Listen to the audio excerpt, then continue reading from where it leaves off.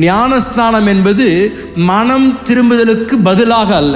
சில நேரத்தில் இந்த உண்மையான மனம் திரும்புதலுடைய அனுபவம் இல்லாமல் பலர் ஞானஸ்தானம் எடுத்து விடுகின்றார். எதற்கு ஞானஸ்தானம் எடுத்தார்கள் என்றே தெரியாமல் சிலர் ஒருவேளை பலவந்தம் பண்ணியிருக்கலாம், இல்லை எடுங்கன்னு சொல்லியிருக்கலாம், எடுங்க ஞானஸ்தானம் எடுங்க ஆசீர்வாதம் வரும்னு சொல்லியிருக்கலாம். ஆகையால் ஒரு தெளிவான புரிந்து கொள்ளுதல் இல்லாமல் சில நேரத்தில் பலர் ஞானஸ்தானம் எடுக்கின்றார்.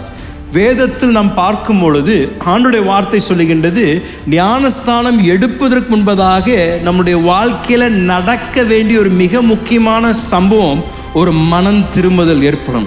நான் ஒரு பாவி, நான் பாவத்தில் வாழ்ந்து கொண்டிருக்கின்றேன், எனக்கு ஒரு இரட்சகர் தேவை, எனக்கு ஒரு பாவம் மன்னிப்பு என்னுடைய வாழ்க்கையில வேண்டும் என்ற ஒரு இடத்திற்கு வந்து அவரை பார்த்து என்னுடைய வாழ்க்கையை நீங்கள் மாற்றுங்க, நான் நடந்து கொண்டிருக்கின்ற திசையை நீங்க திருப்புங்க என்று கேட்டதற்கு பின்பதாக தான் ஒருவர் இந்த ஞானஸ்தானத்தின் உடன்படிக்கையில் பிரவேசிக்கணும் என்பதை நாம் தேவ வார்த்தையில் தெளிவாக பார்க்கின்றோம்.